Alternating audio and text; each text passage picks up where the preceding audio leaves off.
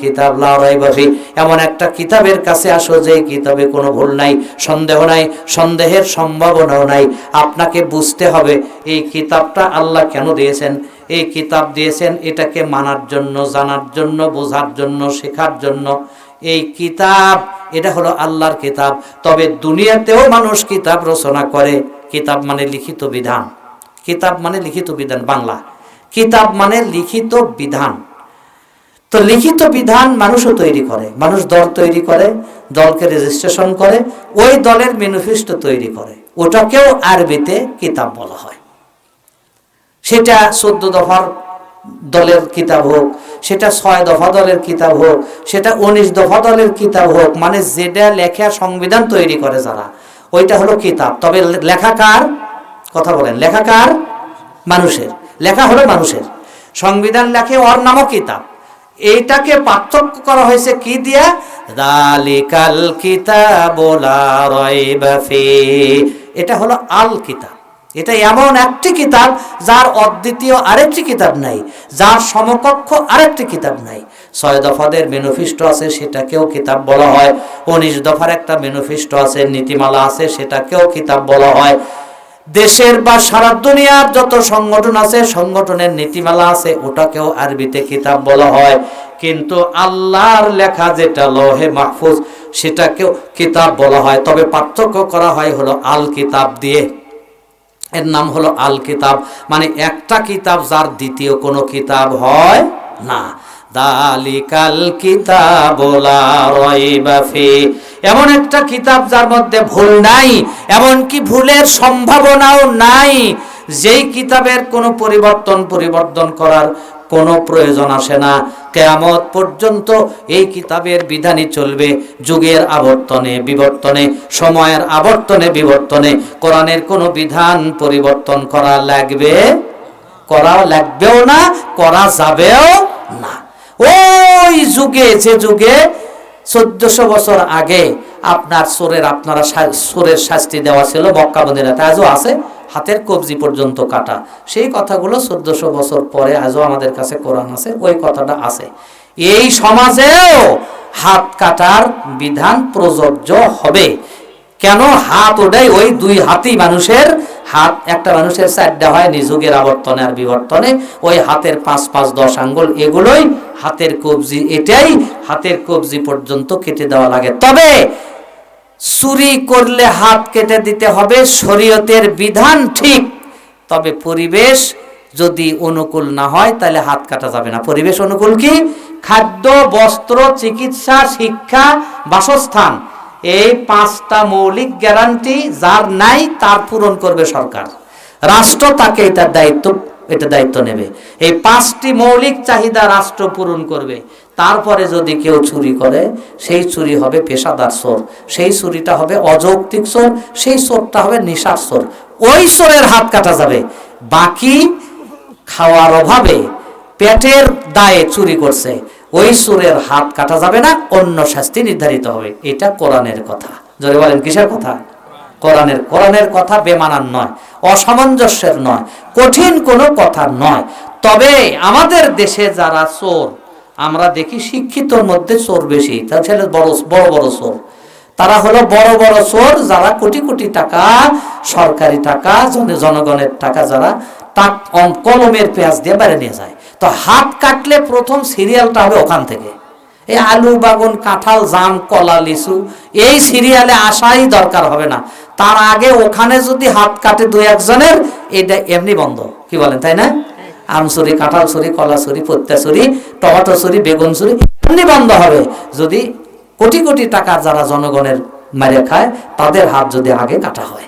তো ওই কথাটা আজও আছে, ওটার পরিবর্তন হবে না। ইসলাম যদি প্রতিষ্ঠা হয়, মৌলিক চাহিদা যদি সরকার পূরণ করে সবার, কেউ যদি চুরি হাউস করে বা নেশা করে, তার হাতটাই কবজি পর্যন্ত কেটে দেওয়া হবে। ওই জায়গাতে একটুও নরম হওয়ার সুযোগ নাই। আল্লাহ রসুলের জামানায় চুরি করছিল, করার পরে এক মহিলা, সাহাবীরা কয়, ইয়া রাসূলুল্লাহ, আমরা তো বলারও সাহস পাই না, উসামাকে বলছি সব, উনি আপনাকে বলবে। উসামা বলেন, রাসূল, সবাই বলে ওই মহিলাটার শাস্তি, চুরির শাস্তি না দেওয়া হোক। মহিলাটা বড় সম্ভ্রান্ত ঘরের, পুরো বংশের বদনাম হয়, মান সম্মান নষ্ট হয়, আপনি ওই বনি মখজুম গোত্রের মহিলাকে হাত কেটে দেবেন না। আল্লাহ রাসূল রাগ করে বলেন, তুমি আল্লাহর দেওয়া শাস্তিকে পরিবর্তন করতে চাচ্ছ? লাও কানা বিনতি ফাতেমা তো সুরেকাত লাসারাতু ইয়াদাহা, আমার কন্যা ফাতেমাও যদি চুরি করত, আমি নবী তারও হাত কেটে দিতাম। বনি মখজুমের মহিলা দেখে, এখানে আমার বাঁচাবার কোনো হাত নাই, সে যেহেতু প্রমাণিত হয়েছে সাক্ষী সাবদে, হাতের কবজি পর্যন্ত তার কেটে দেওয়া লাগবে, এটাই শরীয়তের বিধান। আমার বেটি ফাতেমা হলেও তাই করতাম। রসুল ছাড় দেননি, হাত কেটে দিয়েছেন। তার সমাজে চোর, ওই ছোট ছোট চোরের কোনো আবাস ছিল না। দুই একজন বড় চোরের হাত কেটে দেওয়া হয়েছে, বড় চোরও নাই, ছোট চোরও নাই। ওই প্রতি বছরে হাত কাটা লাগছে, প্রতিদিন হাত কাটা লাগছে, এমন ঘটনা ঘটাইনি, ঘটা লাগেও নেই। আল্লাহু আকবার বলেন। এজন্য ইসলাম যদি কায়েম হয়, চোর খালি পাইকারি হারে আজ একজনের হাত কাটা যাবে, কাল একজনের হাত কাটা যাবে, পরের দিনের একজন হাত কাটা যাবে, এমনটি হবে না। বরং আসল জায়গা থেকে শুরু হলে 2-4 জনের হাত কাটলে পরিবেশ ঠান্ডা হবে, আর হাত কাটতে হবে না। ভাইয়ারা আমার, সেই জন্য ইসলামের প্রয়োজন। মসজিদের যিনি ইমাম, তিনি আপনাকে বলেন সালাত পড়, কায়েম করো, সালাত পড়ো, সালাত পড়লে গুনাহ মাফ হবে, জামাতে আসো, জামাতে পড়লে 27 গুণ সওয়াব পাবে। এই সব ফজিলত বর্ণনা করেন, আপনি সব শোনেন, শোনার পরে মনে মনে বলেন, ঠিক আছে, ইচ্ছা করলে যাই, আবার যখন পারলাম না তখন গেলাম না। ইমাম সাহেবের ক্ষমতা নাই আপনাকে জরিমানা করে, ইমাম সাহেবের ক্ষমতা নাই আপনাকে নির্দেশ দিয়ে আনে, কারণ আপনি ইমাম সাহেবক রাখছেন টাকা দিয়া, বেতন দিয়া। বরং আপনার ধমকি বড়, আপনি ইমাম সাহেবকে ধমকান, ইমাম সাহেব কখন কার নামাজ কখন পড়েন? ইমাম সাহেব সালাম ফিরানোর আগে কি পড়েন? আমরা পড়ে বসে থাকি, চুপ করে বসে থাকি, আপনার যে পড়াই শেষ হয় না, কি পড়েন? ইমাম সাহেব আজকে ফজরের নামাজ বেশি লম্বা হয়ে গেছে, না খাটো করবেন বারে, আমাকে নামাজ ঝামেলা, কাজের ঝামেলা, এটা সেটা। আপনি ইমাম সাহেবের কত কথা বলেন, ইমাম সাহেব মসজিদে এত ময়লা কেন? আপনি সব কথা তো বলতেই পারবেন না, কারণ ইমাম যিনি, তিনি তো বিচারপতি হবেন, তার কাছে প্রশাসনিক ক্ষমতা আসবে। আপনি টাকা পয়সা চাঁদাহারি করে ইমাম সাহেবের বেতন করছেন, সেই জন্য ইমাম সাহেবের উপর গরম দেখান। ইসলামী রাষ্ট্র কায়েম হলে পর্যায়ক্রমে, সাথে সাথেই হবে না। ইসলামী রাষ্ট্র কায়েম হলে, পরিবেশ হলে, আপনার ইমাম তো তিনিই হবেন যিনি আপনার উপরে আইন প্রয়োগ করতে পারবেন। তার উপরে চোখ রাঙানি দিলে আপনার জরিমানা হবে, আপনার শাস্তি হবে, রাষ্ট্রবিরোধী মামলা হবে। তার উপরে চোখ আপনি যদি গরম করেন, কারণ আপনার গোলাম তিনি নন, তিনি হলেন মসজিদের ইমাম, তিনি হলেন পরিচালক, আর আপনি হবেন তার পরিচালিত ব্যক্তি। কথা কি ঠিক বলেছি না ব্যাঠিক বলেছি? এখন তো সেটা হয় না, কারণ ইমাম সাহেব সবচাইতে সমাজের দুর্বল মানুষ হয় ইমাম, সবচাইতে দুর্বল নাচার একজন গরিব মানুষ হয় মসজিদের ইমাম, এটাই স্বাভাবিক হয়। আর এর চাইতে যারা ভালো জায়গায় হয়, আলহামদুলিল্লাহ, সেটা তো ভালো। আর এই গরিব মানুষটা হয়তো বা বলে, কুরবানির চামড়ার সময় বা আমার জন্য না চামড়ার টাকা টুকে থইও, ফেতরার সময় বলে, ফেতরার সময় আমার জন্য না টাকা টুকে থুয়েন। এখন এই ফেতরার টাকা দিলেন, কোরবানির টাকা দিলেন, মাসের বেতন যাই হোক দেন, এই দিয়ে সে চলে। এখন শক্ত কথা সে বলবে, আর গেলে আপনাকে মনের মধ্যে, মাথার মধ্যে নষ্ট হয়, কেরে বাড়ি সেই দিনই কুরবানির টাকা, আমার বাড়ির 5 জনের টাকা দিছি পারে, তার আজ গরমই কুলেন যাচ্ছে না। ইমাম সাহেব বলল শরীয়তের কথা, কোরআন হাদিসের ফরজ কথা বললো আপনাকে একটু কঠিন হয়ে, আর আপনি বললেন সেই দিনই 4 জনের চামড়ার টাকা 1 জনক দিছি পারে, ওর গরমই কুলেন যাচ্ছে না। ওই হকে কথা বলো, ওটা বলে আমার করাই লাগলো নি, ওটা বলে না করলে এই হবি সেই হবি, এটুটি কথা শোনা যায়। তার মানে আপনি চামড়ার টাকা দিছেন, ফেতরার টাকা দিছেন, আপনি হলেন সবল, ইমাম সাহেব হলো দুর্বল। ইসলামী স্টেট কায়েম হলে ইমাম সাহেবকে দুর্বল রাখা হবে না। এখন আপনারা মসজিদকে রাজা বানান, আর ইমাম সাহেব যেমন অবস্থা তেমনই থাকে, আরো নিচে চলে যায়। ইসলামী রাষ্ট্র কায়েম হলে মসজিদ তো যা আছে আছেই, কিন্তু ইমাম সাহেবদের দুরবস্থা থাকবে না, সুন্দর একটা অবস্থার সৃষ্টি হবে। জোরে বলেন আল্লাহু আকবার। আল্লাহর নবী, আমাদের নবী মুহাম্মদুর রাসূলুল্লাহ সাল্লাল্লাহু আলাইহি ওয়াসাল্লাম মক্কার ইমাম ছিলেন, মদিনার ইমাম ছিলেন। রাসূল ছিলেন মদিনার ইমাম, মক্কার ইমাম, সারা দুনিয়ার ইমাম, সমস্ত রাসূলের ইমাম।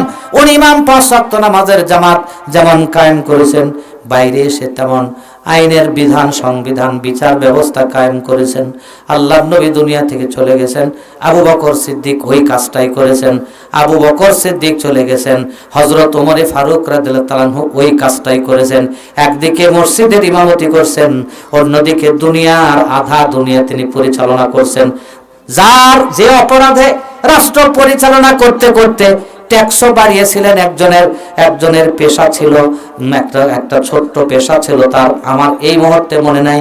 ওই পেশাদার লোকটার কাছে হযরত ওমরে ফারুক একদিন গেলেন, যাওয়ার পরে বলেন, তোমার যে পেশা এই অনুপাতে তোমার জন্য ট্যাক্স ধরা হয়েছে এই পরিমাণ, তুমি কি এতে রাজি নও?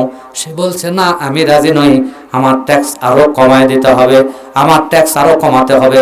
আমিরুল মুমিনিন বলেন, তোমার ব্যবসা অনুপাতে তোমার যতটুকু করা হয়েছে এটাই কম, এর চাইতে কম করা হবে না। বলার সাথে সাথে মুখেই বলে দিল, আপনাকে দেখে নেব, আপনাকে দেখে নেব। হযরত ওমর তখন অন্তরের মধ্যে তার খেয়াল হলো যে কি করবে সে আমাকে, এখন যা করবে কপালে যা আছে তাই হবে। কিন্তু আমি তো তাকে যেটা ট্যাক্স ধরেছি এটা তো পরামর্শ করে সকল সাহাবা একরামদেরকে নিয়ে ইজমা করে তার ট্যাক্স ধরা হয়েছে, এটা আর কমানো যায় না, মৌখিকভাবে আমি আর কমাবো না, যেহেতু এটা বিধানে লেখা হয়ে গেছে, যা হয় আমার কপালে হয়ে যাক। ওই যা আপনাকে দেখে নেব যা বললো, ওই যা বললো ওটাই কাজ। হযরত ওমরে ফারুক মাগরিবের সালাতে চলে গেলেন, নামাজ আদায় করছিলেন। ওই নামাজের এক পর্যায়ে নামাজের মাঝখানে গিয়ে ওই সেজদায় পড়া থেকে অবস্থায় অথবা রুকু অবস্থায় মুসল্লি একজন কাতারগুলো ভেদ করে সামনের দিকে যায় হযরত ওমরকে চাকু পাঁজরার দিক থেকে মেরে দিয়ে ওই দিক থেকে পার হয়ে চলে গেল, অন্য দিক দিয়ে অকস্মাৎভাবে অতর্কিতভাবে সে পার হয়ে চলে গেল। পার হয়ে চলে যাওয়ার পরে হযরত ওমরে ফারুক রাদিয়াল্লাহু তাআলা যখন রক্তাক্ত হয়ে গেলেন, তাও তিনি বললেন, আগে নামাজ, আগে নামাজ, আমার এখানে প্রতিনিধি নিয়োগ করো, আগে নামাজটা শেষ করো, তারপরে আমাকে নিয়ে তোমরা ভাবো। আমাকে আগে ভাবার সুযোগ নেই। দেখছেন নামাজের জরুরত কতটুকু? আগে নামাজ তারপরে আমি, আগে নামাজ তারপরে আমি, তোমরা প্রতিনিধি নিয়োগ করো, বাকি নামাজ শেষ করো। হযরত ওমরের নির্দেশ অনুযায়ী নামাজ বাকিটা শেষ করা হলো। এরপরে হযরত ওমরে ফারুককে বাসার দিকে নিয়ে যাওয়া হচ্ছিল। তোমরা ওকে ধরে ফেলেছো? কয় হ্যাঁ ধরেছি। খবরদার খবরদার, আঘাত করো না, আঘাত করো না, ওকে আঘাত করো না। নসিহত থাকবে না যে এই খেলাফতের দায়িত্ব কে নেবে, আমি তোমার ব্যাপারে ওসিয়ত করে গেলাম না, আমি বরং ভাড়াপন দিয়ে গেলাম। আমার বুদ্ধিজীবী যারা আছে, মজলিসুর শুরা যত সাহাবী আছে, আল্লাহর রাসূলের সাহাবীরা, তারা এক জায়গায় বসে তারা পরিবেশ পরিস্থিতি অনুযায়ী সিদ্ধান্ত নেবে, আর সেটাই হবে কার্যকর। তুমি সেটাকে মেনে নেবে, আনুগত্য করে চলবে। এবার একটা কাজ করো, তুমি চলে যাও হযরত আয়েশা সিদ্দিকা রাদিয়াল্লাহু তাআলা আনহার কাছে। আয়েশা সিদ্দিকা রাদিয়াল্লাহু তাআলা আনহাকে যে বলো, আমার কবরটা যদি আল্লাহর নবীর কাছে হয়, নবী মুহাম্মদুর রাসূলুল্লাহ সাল্লাল্লাহু আলাইহি ওয়াসাল্লামের কাছে হয়, তাইলে আমার জীবনটা একটু সার্থক হইতো। সারা জীবন নবীর পাশে থাকছি, নবীর সাথে থাকছি, মরে যাওয়ার পরে নবীর কাছে থাকতে চাই। হযরত আয়েশা সিদ্দিকা রাদিয়াল্লাহু তাআলা আনহার কাছে আব্দুল্লাহ চলে গেলেন, যে বললেন, আয়েশা সিদ্দিকা রাদিয়াল্লাহু তাআলা আনহা, আমিরুল মুমিনিন হযরত ওমর ফারুক রাদিয়াল্লাহু তাআলা আনহু, তিনি তো শাহাদাত বরণ করলেন, তিনি আল্লাহর নবীর কাছে থাকতে চান। আপনি যদি দয়া করে জায়গা দেন, তাহলে হযরত ওমর ফারুক তিনি আপনার প্রতি কৃতজ্ঞতা জানাবেন, তিনি নবীর পাশে থাকতে চান। হযরত আয়েশা সিদ্দিকা বলেন, আমিরুল মুমিনিন হযরত ওমরের সাথে আল্লাহর নবীর সম্পর্ক আমি সচক্ষে দেখেছি, নিজের চোখে দেখেছি। নবীর কাছে ওমরকে বানায়, আমি আয়েশা আমার জায়গাকেই ছেড়ে দিলাম, আমি আয়েশার জন্য যেখানে হয় সেখানে আমি যাব, কিন্তু আল্লাহর নবীর কাছে ওমরই থাকবে। আব্দুল্লাহ মারহাবান বেকা, আহলান সাহলান, ধন্যবাদ শুকরানা করে সেখান থেকে ওমরে ফারুকের কাছে চলে আসলেন। ওমরে ফারুক বলেন, বেটা, বাবার কাছ থেকে, আয়েশার কাছ থেকে কি খবর আসলো আমি জানতে চাই। আল্লাহর রাসূলের এই বন্ধু হযরত ওমরে ফারুক বলেন, বাবা, হযরত ওমরে ফারুকের ছেলে বলে, বাবা, আয়েশা সিদ্দিকা আপনার আশাকে পূরণ করার জন্য নিজের জায়গাটা আপনার ছেড়ে দিয়েছেন। যিনি আল্লাহর নবীর পাশে উনি থাকতেন, ওনার জায়গাটাকে আপনার জন্য তিনি দিয়ে দিয়েছেন। বলার সাথে সাথে হযরত ওমর আয়েশা সিদ্দিকার জন্য অন্তিমকালে দোয়া করলেন, শুকরিয়া করলেন, এবং কি অন্তিম কিছু নসিহত করে কিছুক্ষণ পরে হযরত ওমর ফারুক রাদিয়াল্লাহু তাআলার চিকিৎসক জবাব দিয়ে দিলেন যে সম্ভব না, তার খাবার যেভাবে ভিতর থেকে পড়ে যাচ্ছে অন্য দিক দিয়ে বাইপাস হয়ে এই মানুষকে আর বাঁচানো সম্ভব না, আল্লাহ তাকে শাহাদতের মুখ দিয়ে দেবেন, ইনি আর জীবনে বাঁচবেন না। ওমরে ফারুক দুনিয়া থেকে চলে গেলেন। হযরত ওমরকে আল্লাহর রাসূলের কাছে কবর দেওয়া হলো। আজও সেই ওমরের ঘটনা মানুষের কাছে বলা হয়। ওমরে ফারুক সফল রাষ্ট্রনায়ক ছিলেন, সফল রাষ্ট্রনায়ক, আধা দুনিয়া তিনি চালিয়েছেন। তার সময় তিনি ছদ্মবেশে বেশে ঘুরে ঘুরে মানুষের দুঃখ দুর্দশা তিনি দেখে বেড়াতেন, আর কোথাও কোনো অভিযোগ থাকলে ছদ্মবেশে সেই অভিযোগ তিনি গ্রহণ করতেন। এরপরে তিনি রাজ দরবারে তাকে ডেকে তিনি সেই তার অভিযোগটাকে পূরণ করতেন।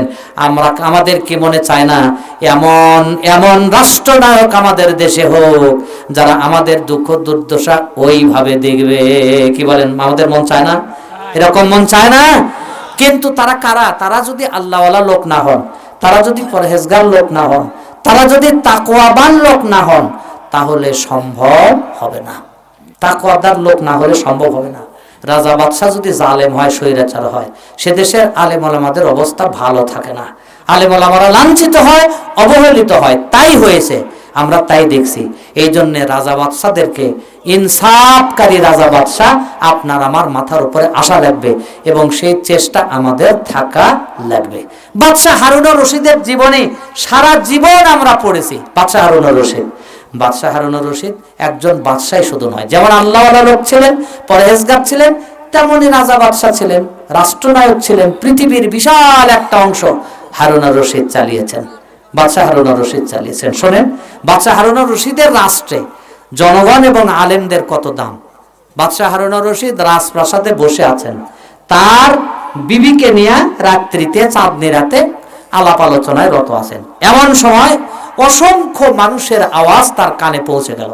নারায়ে তাকবীরের ধ্বনি, আল্লাহু আকবার শব্দে কেঁপে উঠলেন হারুনুর রশিদ বাদশাহ ওই মসজিদের ছাদের উপরে। কেঁপে উঠে বিবিকে বলছেন, আমি চমকে উঠছি রে, এত বড় বিকট আওয়াজ কোন দিক থেকে আসে, কোত্থেকে আসে?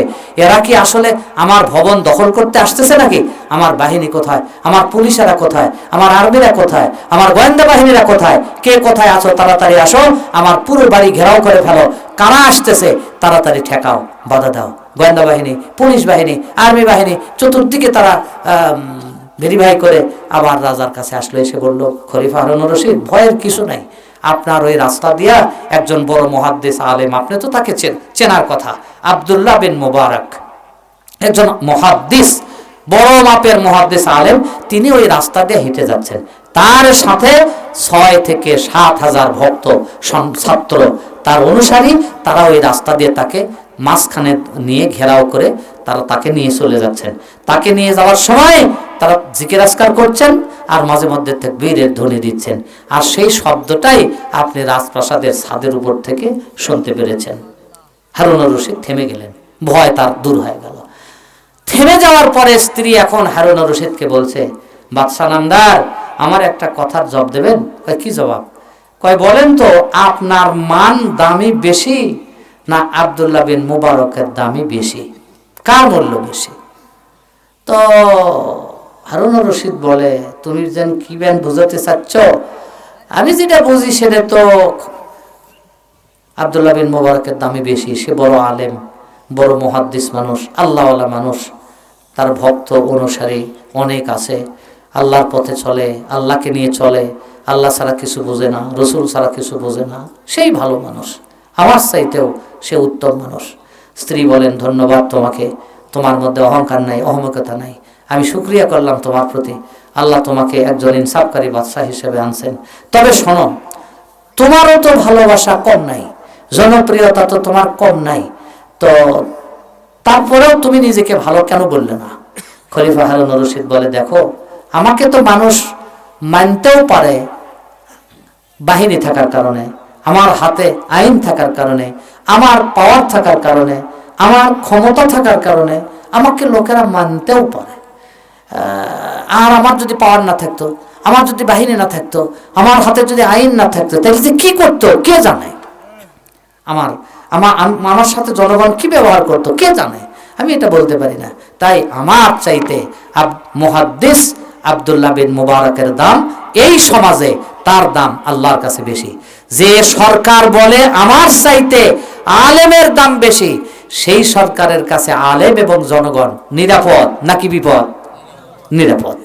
এমন সরকার আমরা চাই, ইউনিয়ন থেকে শুরু করে রাষ্ট্র পর্যন্ত, যার কাছে জনগণ হবে নিরাপদ, যার কাছে হবে আলেম ওলামা নিরাপদ। জোরে বলেন আল্লাহু আকবার।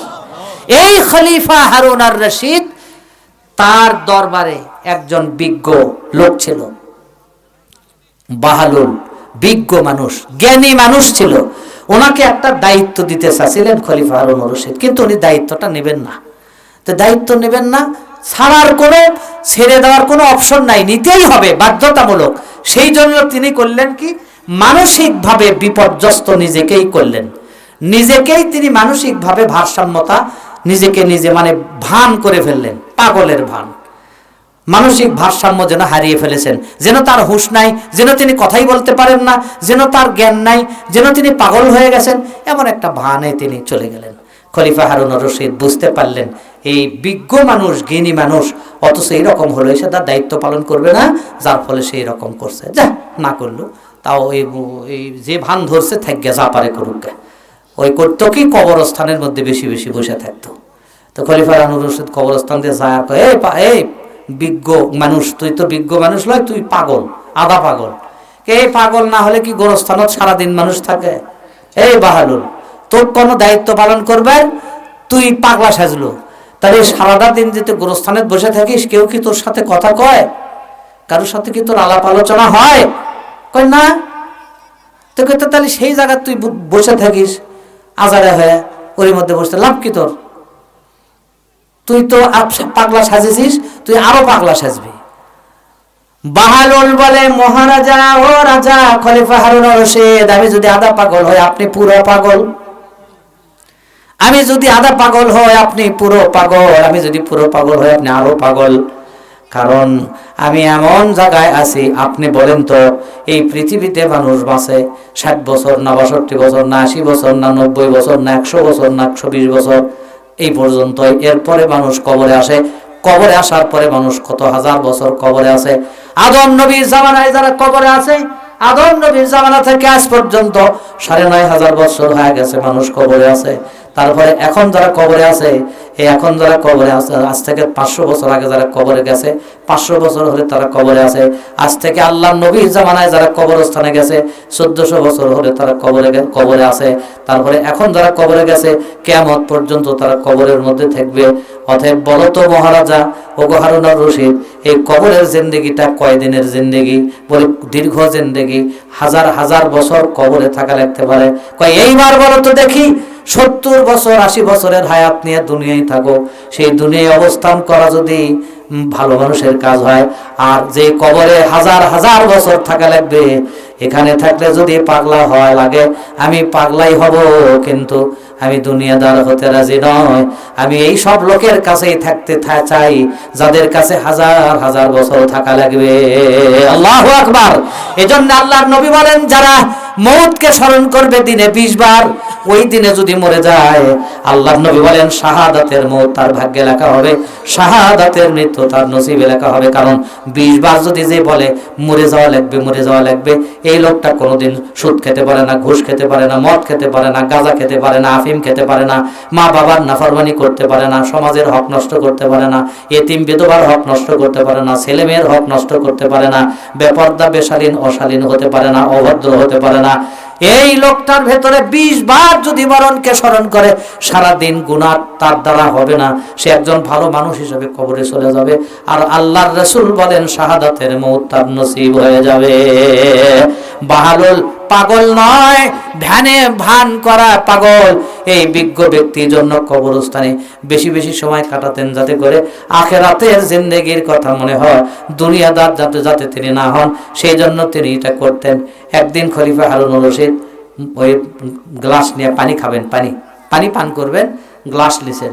খলিফা হারুন আর রশিদকে বাহালুল এসে দেখে যে পানি পান করবে, বাদশা, বাদশা নামদার, পানি পান করবেন, থামেন থামেন, একটু পরে পান করেন। যেটা আপনি পান করেছেন এই পানিটার দাম কত, আমি আপনার কাছে সেই দরটা জানিয়ে তারপরে আপনি পানি পান করেন।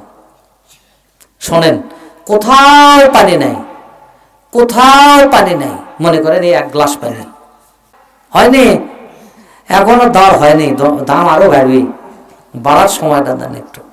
কি কয় যে ধরেন এই পানি আপনি খালেন, খাওয়ার পর তারপরে আপনার তো হবে পেশাব আসবে, এই পেশাব আর হচ্ছে না, কোট বন্ধ হয়ে গেল, আপনার পেশাব হচ্ছে না, পেশাব হচ্ছে না। এরপরে ডাক্তার, বিজ্ঞ ডাক্তার ডাকলেন।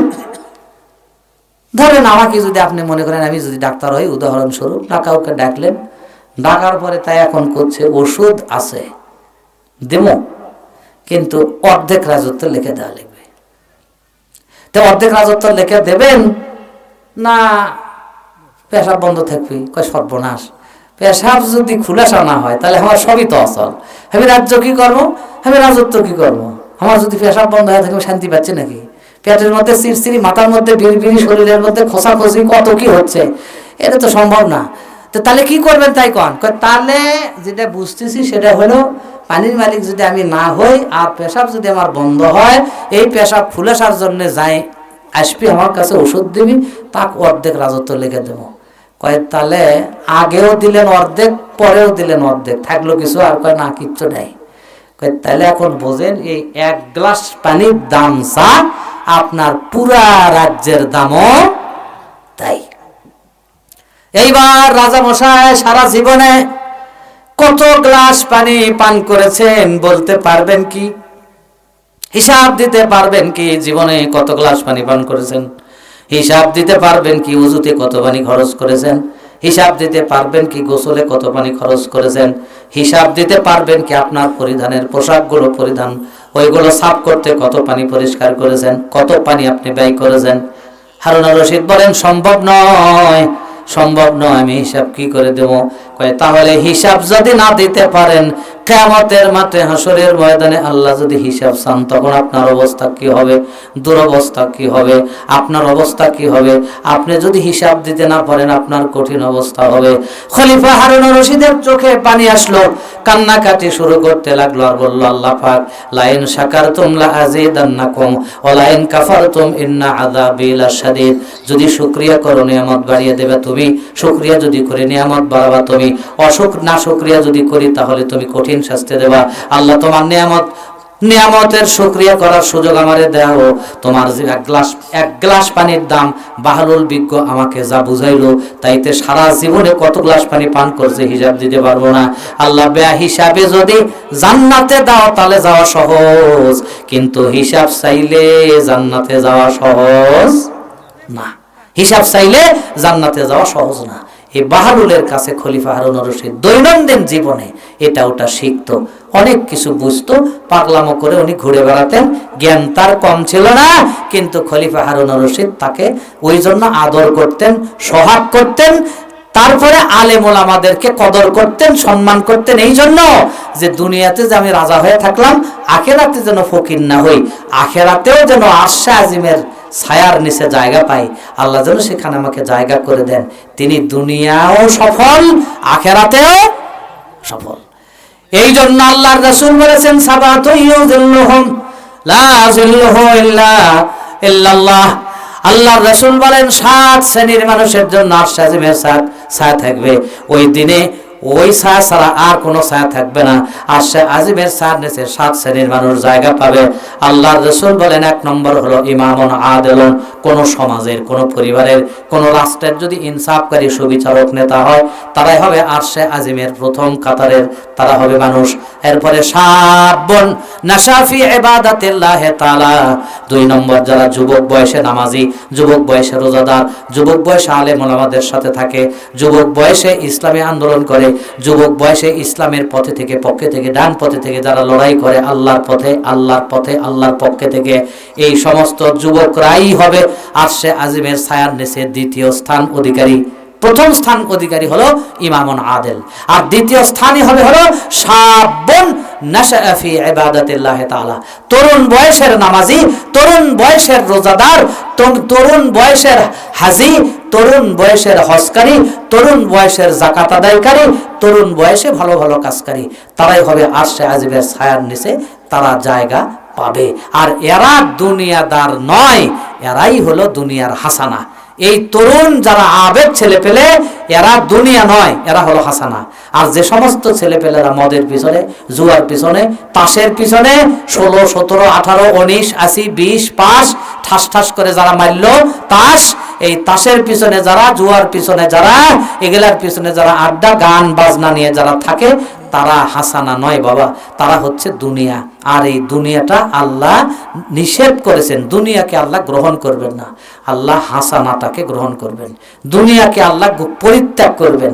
এই জন্য এই পৃথিবীতে যেটাই করেন সেটা যদি ভালোর পক্ষে না হয়, তাহলে নাজাতের পথ আমাদের জন্য নেই। ভাইয়েরা আমার, হযরত ঈসা রূহুল্লাহ আলাইহিস সালাতু ওয়াস সালামের জামানায় তাকে বলা হলো, ঈসা নবীকে লোকেরা বলল, অনুসারীরা বলল, গো নবী আপনি বলেন তো দুনিয়াটা কি?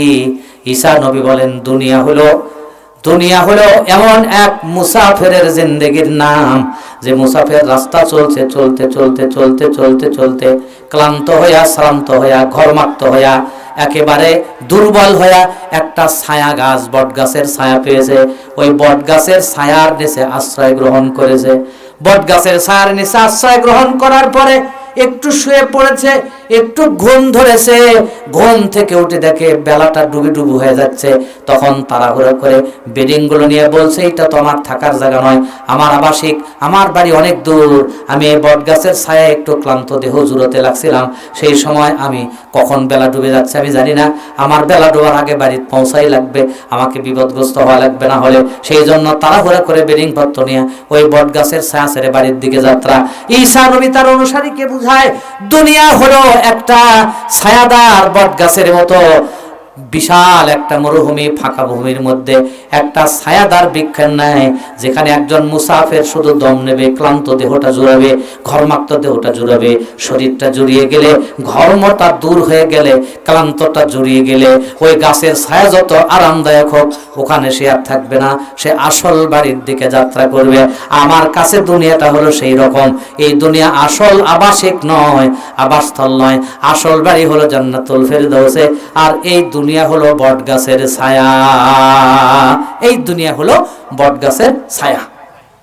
এখন আমরা সেই বট গাছের ছায়াতে এসে সেখানে বাড়ি ঘর সম্পদ দুনিয়া দাঁড় হয়ে গেছি, আমরা বট গাছের নিচে এসে এখান থেকে আর যাচ্ছি না, মনে হয় যেন আমাদের আর বাড়ি ঘর নাই।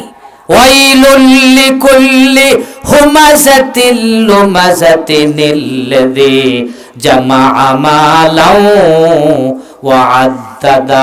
তাদের জন্য পরিতাপ, যারা পিছনে পরচর্চা করে, যারা গেয়ে বেড়ায়, গীবত গেয়ে বেড়ায়, যারা পরচর্চা করে, আল্লাহ রাসূলের বিরুদ্ধে যারা সমালোচনা করে, তাদের জন্য ওয়াইল জাহান্নাম।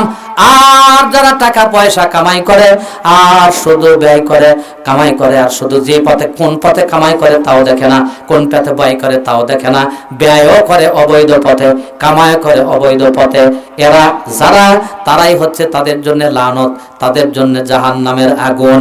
আল্লাহ রাব্বুল আলামিন বুঝাইতে চাচ্ছেন, দুনিয়া আসল থাকার জায়গা নয়, এটা হলো বট গাছের ছায়ার নিচে আমরা আছি। এখান থেকে আরেকটা জায়গা আমাদেরকে যেতে হবে, যেখানে অনাদি অনন্ত কালের জন্য যাওয়া লাগবে, সেটি হলো জান্নাতুল ফেরদাউস। এই জন্য এই জায়গাতে চিরস্থায়ী কোনো কিছু করা যাবে না, যে আমি মনে হয় যেন চিরকাল থাকবো। আয়া হাসাবু আন্না মালাহু আখলাদা, তারা এমন ভাবে সংসার করছে মনে হয় যেন চিরদিন এখানে থাকবে।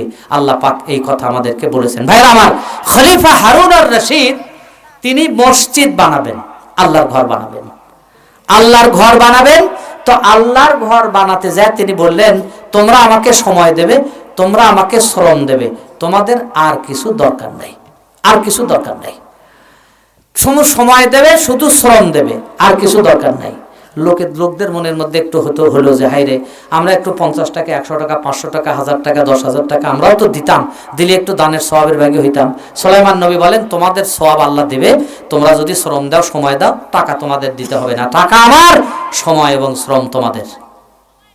কি করবে আর, ওই কথা মতো অনেকেই সময় দিতে লাগলো, শ্রম দিতে লাগলো, আল্লাহর মসজিদ, আল্লাহর ঘর তৈরি হতে লাগলো। হতে হতে একজন মিস্ত্রি, গরিব দরিদ্র মিস্ত্রি, উনি করলেন কি, গোপনে না বলে ওনার বাড়ি থেকে সাদা পাথর, যে পাথরটা সুলাইমান নবীর দেওয়াল যেভাবে যে পাথর নির্মিত হয় ওই পাথরের কালারের সাথে বনে যায়, ওই রকম 2 টুকরো পাথর উনি রাতের আধারে সুলাইমান পয়গম্বরের ভবনের মধ্যে ওইটা দিয়ে দিলেন, মিশ্রিত করে দিলেন। তিনি জানালেন না, সুলাইমান নবীকে জানতেও দিলেন না। বাদশার মসজিদ হয়ে গেল, মসজিদ এক সময় বানান শেষ হয়ে গেল। সুলাইমান নবী বললেন, তোমাদের শ্রম সার্থক, তোমাদের সময় দেওয়া সার্থক, সকলকে আন্তরিক মোবারকবাদ, তোমরা আল্লাহর ঘর বানিয়ে দিয়েছো, আল্লাহ তোমাদের জান্নাতে ঘর বানায় দেবেন ইনশাআল্লাহ।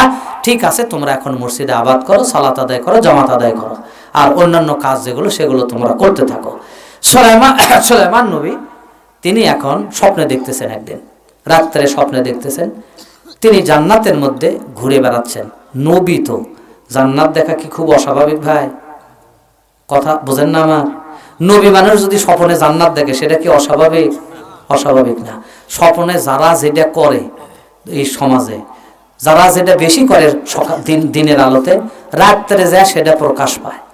যদি বল খেলোয়াড় হয় তাহলে বিছানার যদি থাকে, 2-1টা লাত্তি যে ছোলের মাও খাবি না তার কোনো মানে নাই, কিন্তু লাত্তি একটা মারা দিল, ছোলের মা হয়তো চৌকির থেকে পড়েই গেল, কি হলো, এটা কিসের লাত্তি? তো বলছে না, আমি তোমাকে লাত্তি মারিনি, আমি বলত লাত্তি মারছি, এখানে গোল সোজা করে মেরে দিছি, গোলও হয়ে গেছে, সেটা যে আবার তোমাকে লাগছে, এটা যে বিছনা তাকে আর আমি জানি। তো যার যেমন স্বপ্ন তার তেমন, মানে যার যেমন চলাফেরা তার তেমন স্বপ্ন, তার তেমন ফল, এটা স্বাভাবিক। তো সুলাইমান নবী জান্নাত দেখতেছেন ঘুমের ঘরে। তো জান্নাত দেখছেন, তো জান্নাত দেখতে দেখতে দেখেন জান্নাতের ভিতরে একটা বিশেষ জান্নাত দরওয়াজা, গেট, ওই গেট দেখে সুলাইমান নবী গেটের কাছে গেলেন, যা বলছেন যে এর মধ্যে যাওয়া যাবে না? কয় না, এর মধ্যে এখন যাওয়া যাবে না, এটা পরে, এটার পারমিশন আছে, এটা পরে। কেন এখন যাওয়া যাবে না? কয় না, যাওয়া যাবে না। এটা কার জন্য? তো কয় যে এটা অমুক লোকের জন্য। সুলাইমান নবীর বাদশার প্রতিবেশী, নবীর বাদশার প্রতিবেশী অমুকের জন্য, নামটা বলে দিল। সুলাইমান নবী স্বপ্নের থেকে জাগ্রত হলো, হয়ে নামটা তার মুখস্থ, হাই রে এই লোকটা তো অমুক হওয়ার কথা। নিয়েছি, সময় নিয়েছি, আমি স্বপ্নে দেখলাম তুমি জান্নাতের মধ্যে ঘুরে ফিরে বেড়াচ্ছ, আমি মসজিদ করছি টাকা দিয়া, আমি সেই জান্নাতের মধ্যেও ঢুকতে পারি নাই যেই জান্নাতে তুমি ঢুকবা। একদিন তাকে বলে দিচ্ছে, আমি তোমাকে দেখছি, তোমাকে সেই জান্নাত তোমার জন্য যেই জান্নাতে আমিও ঢুকবার পারি নাই সেটাতে তুমি ঢুকবা। এখন বলো তো দেখি তোমার আমল, জীবনে কি আমল আছে? এত কয় হুজুর আমার কোনো আমল নাই, শরীয়ত যতটুকু নির্ধারিত করছে চেষ্টা করি আবার পারি না, অনেক সময় সমর্থ থাকা সত্ত্বেও চেষ্টা করি, যা পারি তাই করি। সুলাইমান পয়গম্বর বলেন না, বিশেষ কোন আমল তোমার জিন্দেগির আছে যে আমলের কারণে তোমার এত বড় মর্যাদা? আমি নবী হওয়ার পরে সেই মর্যাদা দেখছি, কিন্তু সেই জায়গাতে আমি এখনো যাই নাই। হয়তো বা আল্লাহ কোনো সময়কে পারমিশন দেবে, কিন্তু এখন পর্যন্ত পারমিশন পাওয়া যায় নাই। সুলাইমান নবী বলে, বলো তোমার আমলের কথা। কয় না, আমার জানাও নাই, আমার চেনাও নাই, আমার কি আমল? কয় না, আছে। মনে করো, ভালো করে খেয়াল করো। সারে না যখন কষ্ট করে তখন বলছে, বাদশা নামদার, আমার জীবনে এমন কোন আমল নাই যে আমলে আমার এত বড় ফজিলত হওয়ার পরে, তবে আমার একটা বিষয় মনে পড়ছে, আমার মনে পড়তেছে, তা হলো আমি আপনার মসজিদ বানাতে গিয়া আপনি ঘোষণা দিয়েছিলেন যে মসজিদের সময় দেবা, শ্রম দেবা, অর্থ দেবা না। আমার মন চাচ্ছিল এই মসজিদে আমার কিছু টাকা, আমার কিছু সম্পদ এখানে থাক, আমি একটু দানবীরদের মধ্যে, দানশীলদের মধ্যে একটু পরিণত হয়ে থাকতে চাই, কিন্তু সুযোগ দেন নাই। আমি না বলে, আপনাকে না জেনে আমার বাড়ি থেকে 2টা পাথর, যে পাথরগুলো দালানের সাথে মেলে গাঁথতে গেলে ওই পাথর আমি আপনার পাথরের মধ্যে মিশ্রণ করে দিয়েছি রাতের আধারে, আপনারে জানাইনি। আজকে যেহেতু আপনি ছাড়েন না, আমি আপনাকে বলে ফেললাম, আমার বলার ইচ্ছা ছিল না, বলতে বাধ্য হলাম, আপনি আমাকে বারবার ধরছেন। সুলাইমান নবী বলেন, আল্লাহর বান্দা, বুঝতে পারছি তোমার খবর, বুঝতে পারছি তোমার ব্যাপার, এই কারণেই আল্লাহ তোমার জন্য জান্নাতে ঘর বানিয়ে রেখেছেন। আল্লাহু আকবার। তো রাজা বাদশাহ যদি ভালো হয়, তো সেই দেশের প্রজাও আল্লাহওয়ালা হয়, আল্লাহওয়ালাদের সংখ্যা বেশি হয়। আপনার দেশের ইমাম রাষ্ট্রপ্রধান যদি আল্লাহওয়ালা হয়, দেখবেন আপনার দেশে আল্লাহওয়ালাদের সংখ্যা বেড়ে গেছে, বেড়ে যাবে, এটাই স্বাভাবিক। কি আপনাদের এই কথা বিশ্বাস হয় না? এখনই তো বেড়ে গেছে। আপনারা শুধুমাত্র জুলুম থেকে অবসান পেয়েছেন, তাই বহু লোক এখন দেখা যাচ্ছে ইসলামের দিকে অগ্রসর হয়েছে, বহু লোক ইমানের পথে অগ্রসর হয়েছে, বহু লোক নামাজের পথে তারা অগ্রসর হয়েছে, দ্বীনের পথে তারা অগ্রসর হয়েছে। আর যদি কোনোদিন এদেশে সমাজ ব্যবস্থা কায়েম হয়, তাহলে দেখবেন এই দেশটা স্বর্গরাজ্যে পরিণত হবে। আল্লাহ যেন আমাদেরকে, দেশটাকে, এই দুনিয়ার একটা নৈসর্গিক রাজ্যে পরিণত করেন। সবাই বলেন আল্লাহুম্মা আমিন। ভাইরা আমার, যারা এই দেশের দায়িত্বশীল হবেন, তারা নিজেদেরকে সেবক যদি মনে করেন, তাহলেই হবে হলো আসল কথা। হযরত আবু বকর সিদ্দিক রাদিয়াল্লাহু তাআলা আনহু কয়েকটা মানুষের তিনি সেবা করতেন। বিধবা মানুষের, স্বামী পরিত্যক্ত মানুষের এবং মরে যাওয়া মানুষের বাসায় যেতেন, কারো বাড়ি ঝাড়ু দিতেন, কারো উটের দুধ দহন করে দিতেন। তো হযরত ওমর ফারুক এই কাজটাই করতেন। এই কাজ করার জন্য তিনি যখন সেই বৃদ্ধর বাড়িতে গেলেন, যা দেখেন বাড়ি আগেই সাফ করে ঝাড়িয়ে মুছে দিয়ে চলে গেছে একজন। কয়, কে আসছিল আপনার বাড়িতে? কয় যে ও যে আবু বকর আসছিল। কয়, তাই? হাই রে, আমি সুযোগ পেলাম না, আমার আগেই সে আসছিল।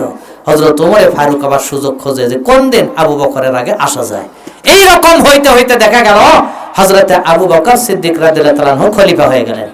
খলিফা হবার পর এলাকার কিছু ওই রকম অসহায় মানুষ তারা আফসোস করতে লাগলো, তারা অনুতাপ করতে লাগলো যে এই খেদমত আমাদের কপালে আর হবে না। যেহেতু তিনি খলিফা হয়ে গেছেন, দেশের প্রতিনিধি হয়ে গেছেন, তিনি পাওয়ারে গেছেন, রাষ্ট্র ক্ষমতায় চলে গেছেন, আর আমরা তার থেকে সেবা পাবো না। রাষ্ট্রপ্রধান হওয়ার পরেও তিনি দেখেন একদিন তার বাসায় ঢুকছেন, ঢোকার পরে, তুমি কেমন আছো, তুমি কি খাচ্ছ, তোমার খাওয়া দাওয়ার কিছু ব্যবস্থা করে দেই, তোমার ওই উটটা দহন করে দেই, ছাগলটা দহন করে দেই, তোমার বাড়িটা ঝেড়ে ছাপ করে দেই। হযরত আবু বকর সিদ্দিক দেখে আশ্চর্য হয়ে গেল। বৃদ্ধা মহিলাটা বলল, সর্বনাশ, আল্লাহর শুকর, আপনি কে? আপনি তো খলিফা আবু বকর। বলে, হ্যাঁ আমি খলিফা আবু বকর। তুমি বলছো, কিন্তু আমি খলিফা আবু বকর নয়, আমি সেবক আবু বকর, আমি সেবক আবু বকর, আমি সেবা করতে এসেছি।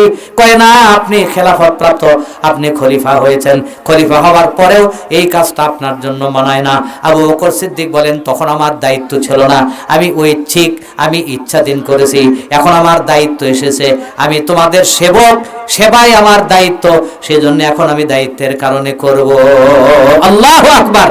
আবু বকর সিদ্দিক বলেন, আগে আমার দায়িত্ব ছিল না, আমি ঐচ্ছিক করছি ওটা, এখন আমার ঘাড়ে দায়িত্বই এসেছে, অতএব এখন আমি দায়িত্ব নিয়ে তোমাদের কাজ করব, তোমাদের পরিচর্যা করব, তোমাদের সেবা করব, তোমাদের সেবা করার সুযোগ তৌফিক আমাকে তোমরা দিয়ে দাও।